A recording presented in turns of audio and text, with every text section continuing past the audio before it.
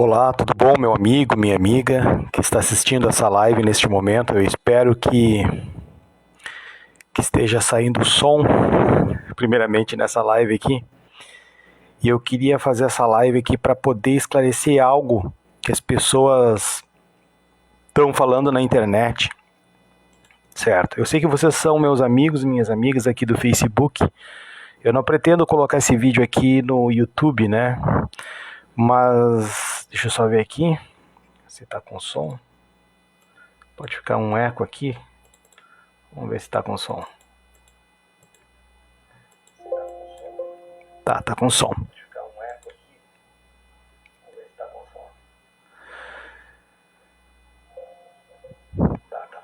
Vou baixar o retorno aqui, bro. Então, é a respeito dos bebês reborn, né? Eu queria falar um pouco a respeito dos bebês reborn. Então, o tema desta live é: descubra o que está por detrás dos bebês reborn, né? Ou reborn, sei lá como é que se fala em inglês. Descubra o segredo, o mistério que está por detrás dos bebês reborn. É pecado brincar com um bebê reborn? É coisa do diabo? Vai para o inferno? As pessoas estão dizendo, olha, esse pessoal só pode estar, como posso dizer, batendo a biela. Esse pessoal que pega essas crianças, né, de borracha aí, só pode estar lelé da cuca, né? Bom, começando, tá? Vamos do princípio, né? Depois eu vou chegar aqui na palavra de Deus, tá? O que é o bebê reborn? O bebê reborn são brinquedos que foram feitos, a princípio, foram feitos para crianças. São bebezinhos com um toque de realidade, feito para crianças, que tem o peso de uma criança recém-nascida, ou até mesmo de 6 meses ou 8 meses, peso de uma criança, que tem o cheirinho de uma criança, tem o perfumezinho de uma criança recém-nascida. Eles têm uma madeira, eles têm acessórios, mini acessórios, para brincar com aquelas crianças, com esses bebês, né? O pessoal anda falando que as pessoas andam muito doentes,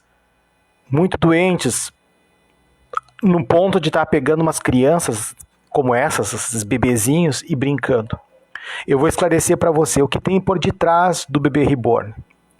Se é pecado ou não, se a pessoa vai para o inferno ou não, se é sadio ou não, tá? Mas vamos primeiro verificar um conceito da psicologia que se chama o conceito de sublimação emocional. O conceito de sublimação emocional está aplicado diretamente na prática das pessoas que estão brincando hoje com o bebê reborn, pessoas adultas que estão brincando com o bebê reborn. Eu fiz um curso, eu sou bacharel em teologia. Dentro da cadeira de teologia, tem uma cadeira, aliás, dentro do curso de bacharel em teologia, tem uma cadeira que se chama psicologia pastoral, onde a gente aprende alguns conceitos da psicologia, junto com a palavra de Deus, né, nesse universo, certo? Então, o conceito de sublimação emocional é um conceito psicológico. O que significa a sublimação emocional, tá? O que significa a sublimação emocional? Todos nós, tanto eu quanto você, nós temos impulsos que vêm também muitas vezes do nosso instinto animal, bestial, humano, certo?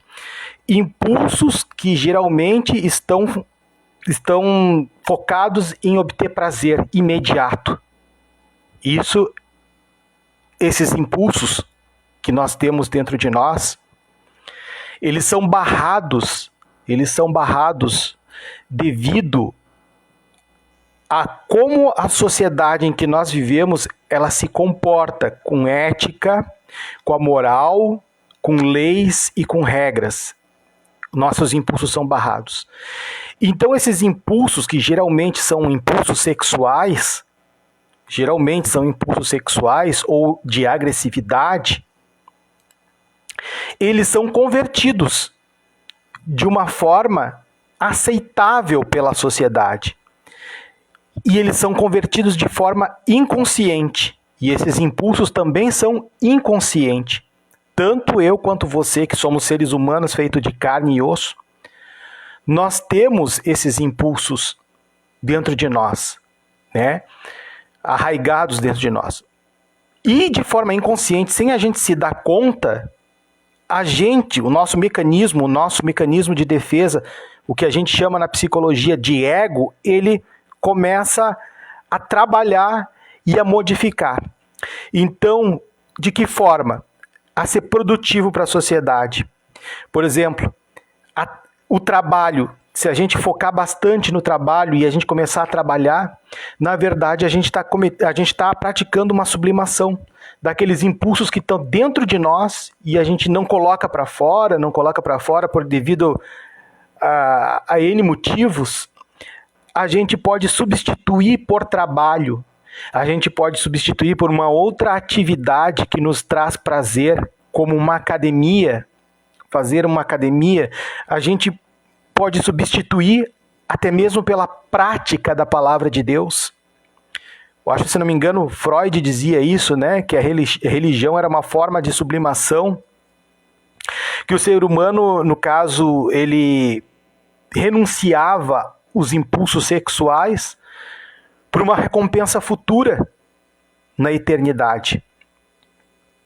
Então é uma forma, a palavra de Deus é uma forma também de nós usarmos a nosso favor para fazer uma sublimação de forma consciente, né?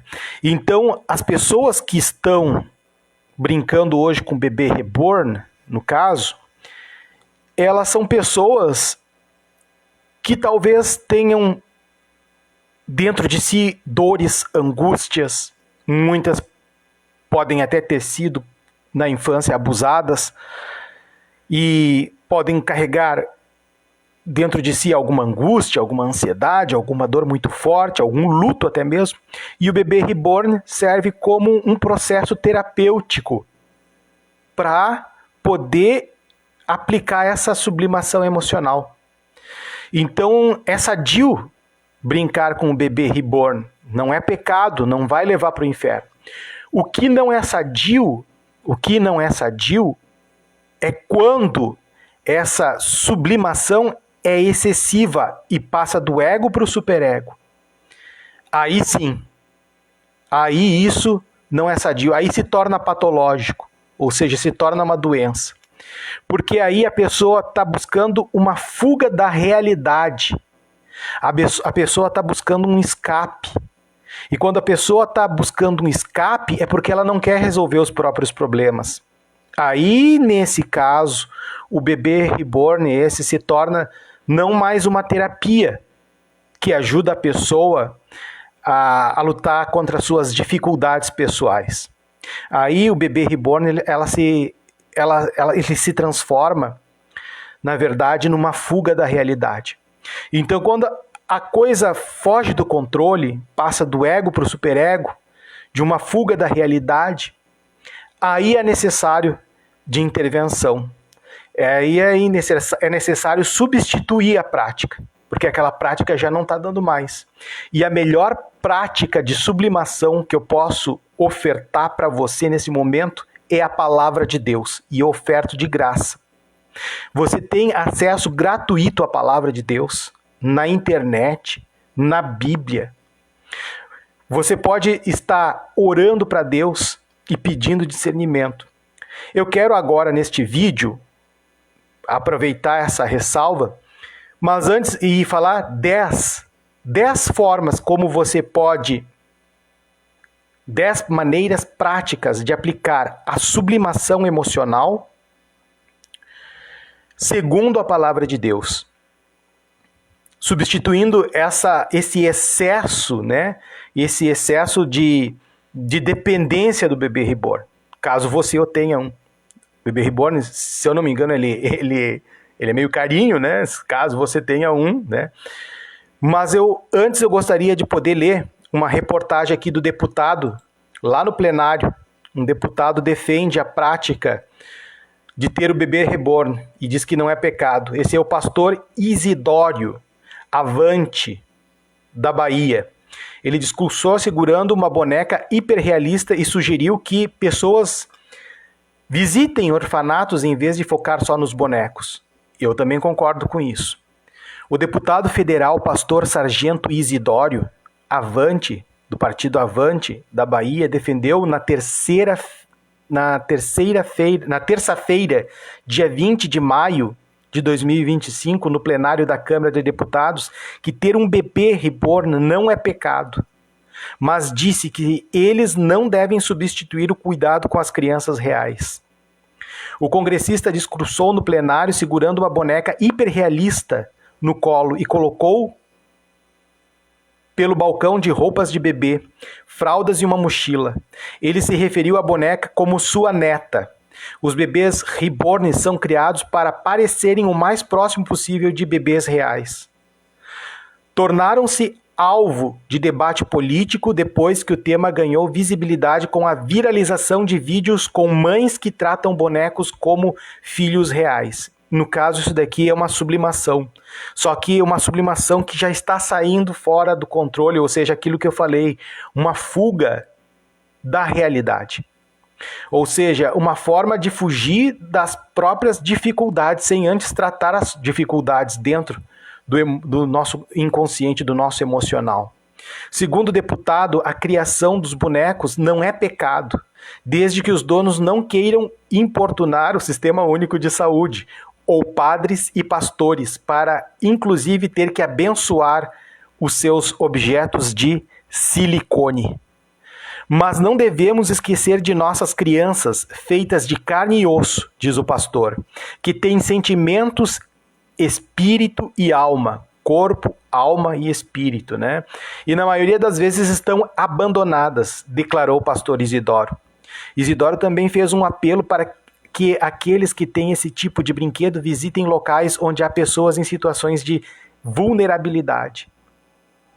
Peço, senhor presidente, que aqueles que gastam com fantasias e bonecos de silicone visitem orfanatos, abrigo de idosos e outras casas de acolhimento, que é uma forma também de você aplicar sublimação emocional, né?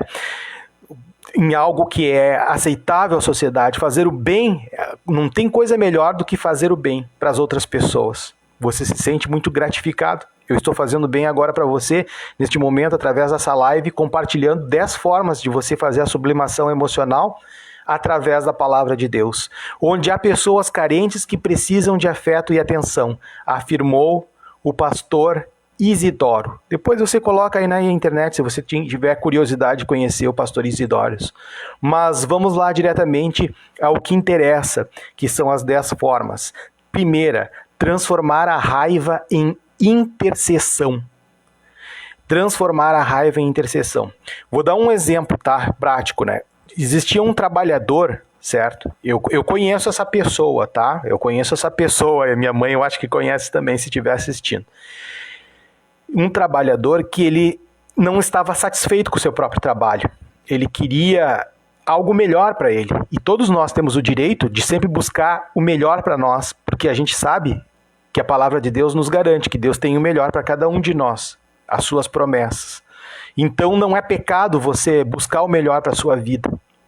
E ele queria melhorar a sua vida, mas não estava satisfeito naquele trabalho. Mas estava irritado com o seu patrão, com o seu chefe, estava irritado com os públicos, com os colegas de trabalho. Mas o que ele fez? Ele poderia ter tido um impulso emocional muito grande e aplicado a sua carnalidade ali, né? A sua bestialidade, né? Lembra dos pulsos, dos pulsões, dos impulsos que são inconscientes do nosso ser? Pois então, ele pegou e fez uma sublimação emocional, talvez até de forma consciente, né?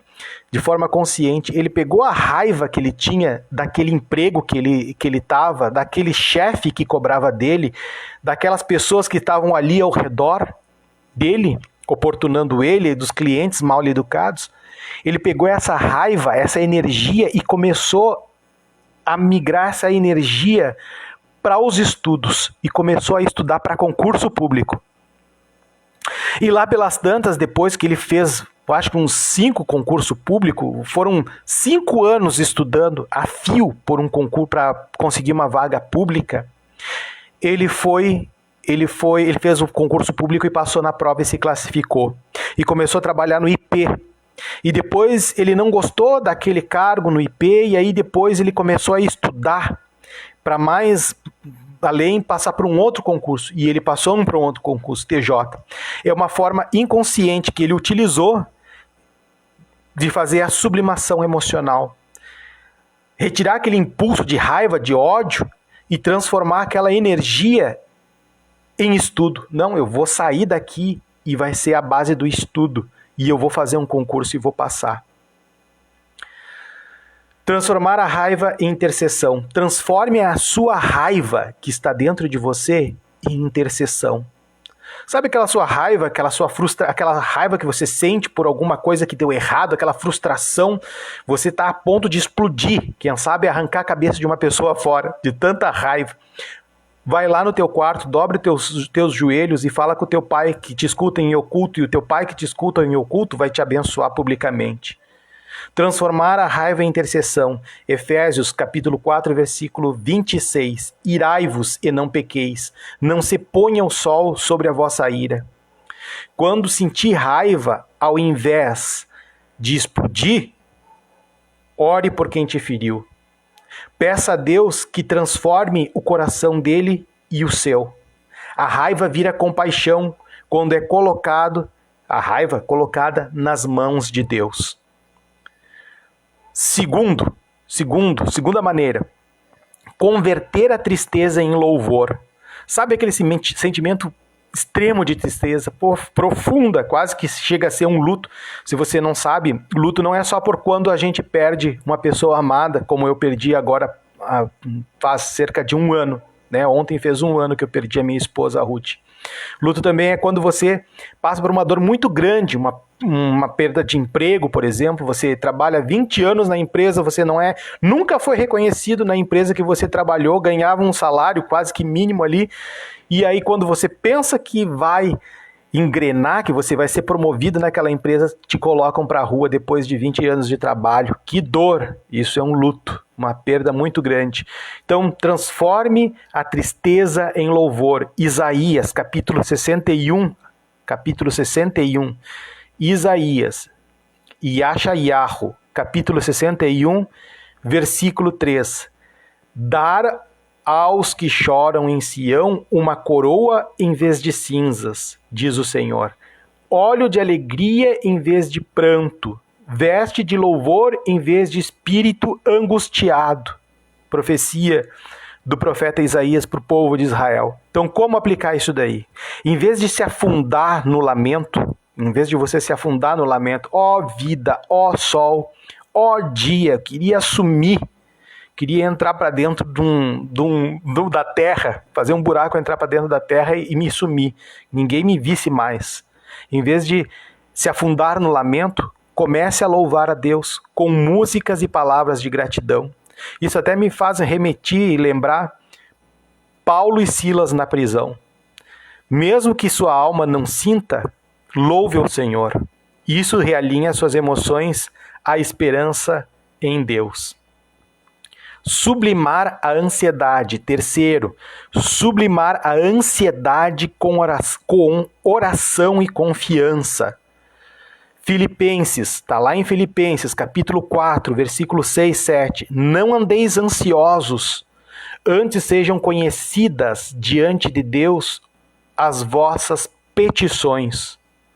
Sempre que a ansiedade vier, pause o que você estiver fazendo no seu dia a dia e ore. Ah, mas a ansiedade me bateu no meu serviço. Ô chefe, dá um instantezinho, eu quero ir no banheiro. Posso ir lá no banheiro, tranquilo? Ô colega, segura aqui pra mim aqui, tá? Que eu tô indo ali no banheiro. Vai lá no banheiro. Respira bem fundo. Respira bem fundo, oxigena a mente. Ore pro Senhor. ore quando sentir ansiedade. Faça um exercício de entrega dizendo: Senhor, verbaliza. Confissão de fé, verbaliza: Senhor, isso está nas tuas mãos. A oração contínua purifica a emoção e traz paz. Quarta, redirecionar o medo para a fé. Você sabe o que é aquela síndrome do pânico? Síndrome do pânico nada mais é do que o medo excessivo. As pessoas, muitas vezes, quando estão em um quadro muito grande de ansiedade, acabam muitas vezes migrando para uma síndrome chamada síndrome do pânico. Se não a ansiedade descontrolada, pode migrar para isso. E é terrível quem já passou por essa sensação. E é o medo que faz essa sensação. Nós temos alguns sentimentos dentro de nós, que é a alegria, a tristeza. Quem é que já viu como é o Divertidamente? É aquilo ali. Alegria, tristeza, medo, né? Tudo isso daqui são as emoções de base que depois resultam em sentimentos, né? E então essas são as emoções de base. Qualquer uma delas extrapolada pode vir a causar danos patologicamente falando. E então o medo, transformar o medo em fé. Salmo, capítulo 56, versículo 3. Em me vindo o temor, hei de confiar em ti. Em me vindo o temor, diz o salmista, hei de confiar em ti, Jesus. Confiar em ti, Senhor. Ao sentir medo, declare a palavra com voz alta. O que eu recomendo para você? Entra no teu quarto, fecha a tua porta, abre no livro de Salmos. Qualquer um daqueles salmos que tiver no livro dos Salmos, os Terrilim, né, que é os Terril, que é os louvores, salmos, né? Qualquer um daqueles ali vai lhe ajudar a combater o medo e a ansiedade. E verbalize. Sempre é bom verbalizar. A nossa palavra tem poder. Deus criou todas as coisas através do poder da sua palavra. Imagina a palavra dele na nossa boca, uma vez que eu e você, se cremos em Jesus, somos filhos de Deus. Refine as promessas de Deus como verdade absoluta.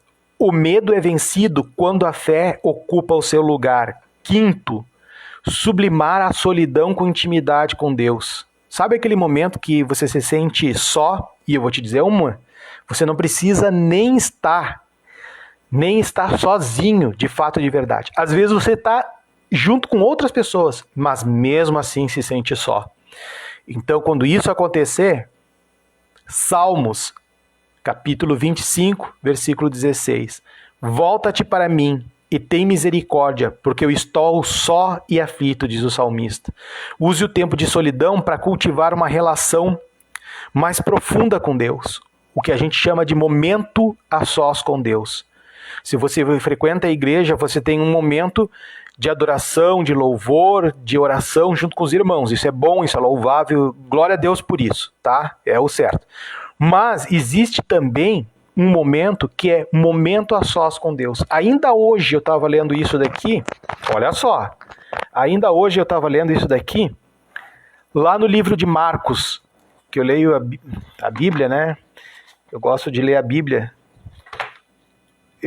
Lá no livro de Marcos, até circulei aqui, ó, tá até aqui, ó. Marcos, capítulo, deixa eu ver aqui, capítulo 1, Marcos capítulo 1, versículo 35, Jesus levantando-se pela manhã, muito cedo, ainda no escuro, ou seja, pouco antes das 5 horas da manhã, ou quem sabe 5 horas da manhã. Ele, Jesus, saiu e foi em um lugar deserto, e ali orava. E seguiu-lhe Simão, Kefas, Pedro, e os que estavam com ele, os discípulos. E achando-o, disseram-lhe, todos te buscam. E ele lhe diz, Vamos às aldeias vizinhas, para que pregue também ali, porque para isto eu vim. Sabe o que Jesus estava fazendo ali? Estava tendo um momento a sós com Deus. Um momento Maria, lembra Maria e Marta? Uma queria servir e a outra estava no pé de Jesus para ouvir Jesus. Jesus teve um momento Maria com o Pai. Estava aos pés do Pai orando, tendo um momento de intimidade com o Pai, um momento a sós com Deus. E aí depois dali ele recebeu da parte do Senhor, do Pai, de Deus Pai, a orientação para ele poder ir pregar nas igrejas vizinhas, nas cidades vizinhas. Então, quando você está num momento a sós com Deus, você vence a solidão, e não somente isso, mas também você recebe a orientação da parte do Espírito Santo para a sua vida. Então, use o tempo de solidão para cultivar uma relação mais profunda com Deus, orando, lendo a Bíblia e escrevendo seus sentimentos para Ele. Isso transforma o vazio em plenitude espiritual. Transformar a decepção em maturidade espiritual. Como assim, irmão Saul? Transformar a solidão em maturidade espiritual. Aliás, a decepção. Como assim, irmão Saul? Transformar a decepção em maturidade espiritual. Sabe quando você se decepciona com um líder da sua igreja? Se decepciona com seu marido? Se decepciona com um chefe ou com uma oportunidade que você criou tanta expectativa e lá pelas tantas não conseguiu. Ou não era aquilo que você esperava e se decepcionou. Pois então, Romanos capítulo 5, versículo 3 a 4. A tribulação produz perseverança. A perseverança, um caráter aprovado. Como aplicar isso, Saul? Quando for decepcionado por pessoas, use a experiência para crescer em graça. Perdão e discernimento. A decepção se torna solo fértil para desenvolver o seu caráter. 7º, converter culpa em arrependimento e renovação. Sabe o que é a diferença entre remorso e arrependimento? Muitos cristãos acham que arrependimento é remorso. Remorso é quando você faz uma coisa errada. Pode ser uma coisa que alguém viu você fazer ou que não viu você fazer.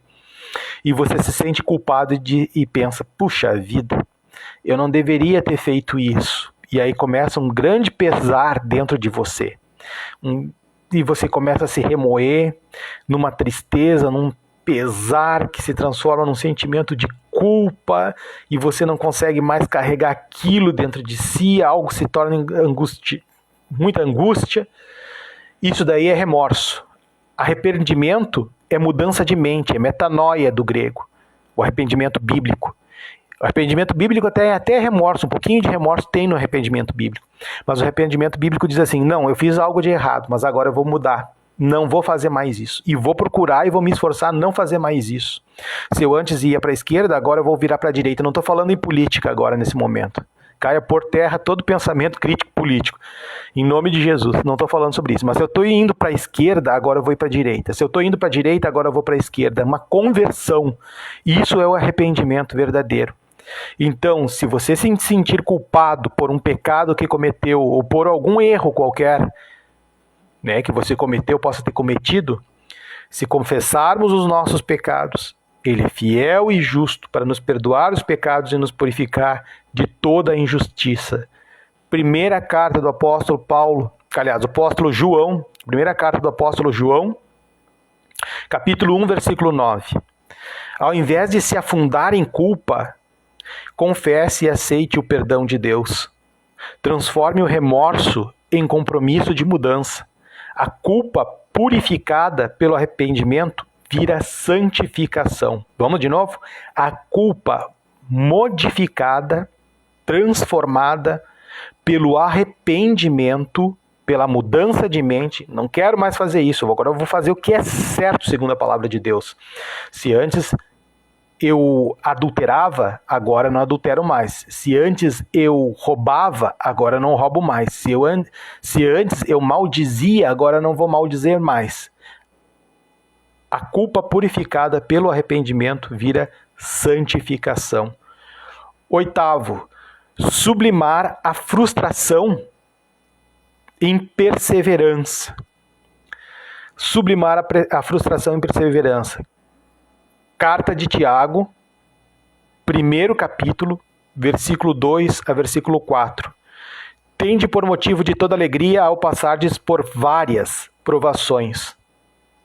Como aplicar isso de forma prática? Quando as coisas não saem como planejado, você ficou frustrado. Meu filho, quando fica frustrado, fica super nervoso, né? Fica irritado, muito irritado. A gente dá para ver, né, a criança, né, quando não é emocionalmente matura, né, que nem porque a gente passa por um processo, né, de maturidade, né, física e emocional durante a nossa vida. E os sentimentos da criança é mais a flor da pele. Então, quando ele se frustra jogando o joguinho do Roblox ali, né, principalmente aqueles joguinhos de luta ali, ele fica frustrado, ele fica irritado, né? Essa mesma irritação que ele sente, da mesma intensidade, está dentro de mim e de você nesse momento. Só que a gente, por ter maturidade emocional, espiritual, a gente começa a repreender, a gente consegue segurar, né? Mas ainda está aqui, ó.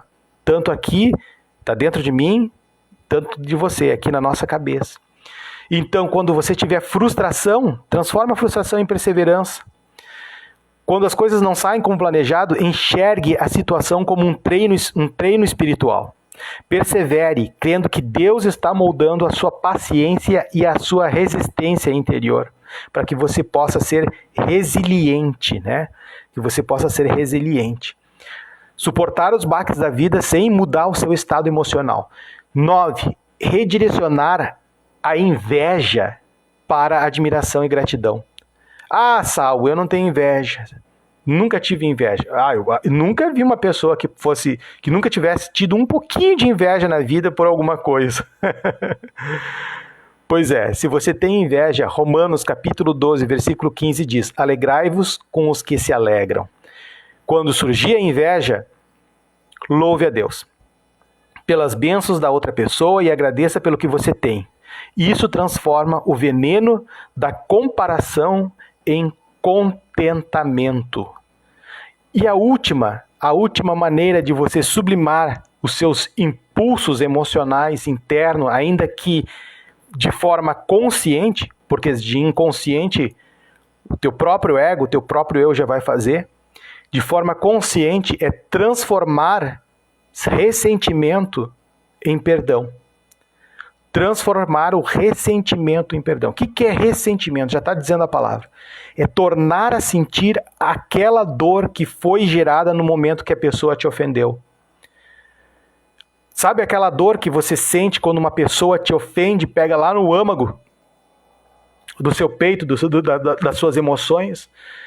No mínimo que você deve sentir é uma vontade de esganar a pessoa, mas você vai lá e sufoca. Não. Aí. Se você é cristão, ainda mais ainda, né? Não, por amor a Cristo não vou fazer, não vou revidar, né? Mas a vontade é de encher de bolacha, como diz, né?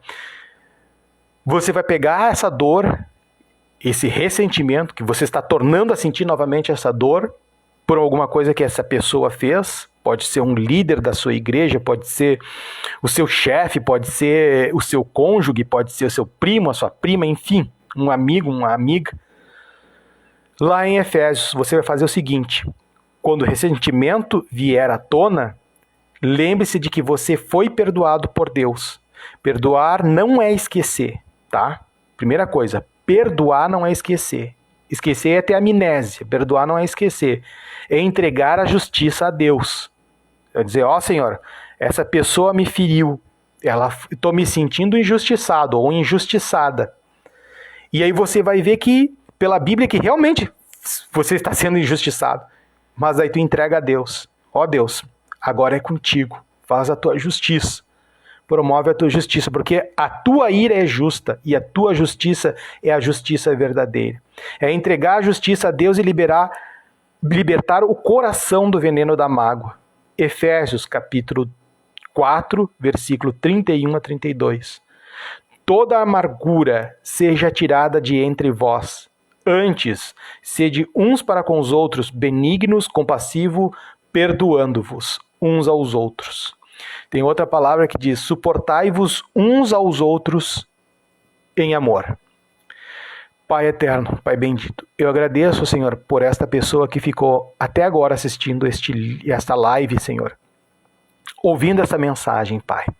Eu te peço, Senhor, que tu venhas com teu Espírito Santo, traga para essa pessoa, Senhor, saúde emocional, Senhor, sabedoria, Senhor, para poder lidar com os reveses, com as situações do dia a dia, Senhor. Que essa pessoa possa ter liberdade em Ti, e possa ter poder de vencer as tentações, Pai, através do Teu Espírito Santo, Senhor. Que cada frustração, Senhor, que cada medo, Senhor, que cada tristeza, mágoa, rancor, sentimentos que são aparentemente negativos para o nosso ser, Senhor, sejam transformados em combustível para santificação, Senhor, para consagração, Senhor, para que ela seja usada de forma poderosa pelo Teu Espírito Santo, Pai. É o que eu te peço agora neste momento, Deus. O Senhor, eu sei que essa oração, Senhor, ela ficará fazendo efeito em qualquer hora, em qualquer lugar e onde quer que esteja, Pai. Porque Tu não te limita ao espaço-tempo, Senhor. Tu está acima da Tua criação, Deus. Tu está acima do espaço, do tempo, Senhor. Ô, Senhor, eu sei que esta oração também abençoará muitos que assistirem este vídeo e receberem esta oração de bom grado. Em nome do Senhor Jesus, em nome do Cordeiro Santo, em nome do nosso governador, em nome do nosso Senhor e Salvador Jesus Cristo e pelo poder que existe no sangue de Jesus. E eu te agradeço, Pai, desde já. Em nome do Senhor Jesus, amém e amém. Eu agradeço você que ficou até aqui assistindo essa live. Eu agradeço e a gente vai se falando por aí. Um forte abraço aí e cuide das suas emoções.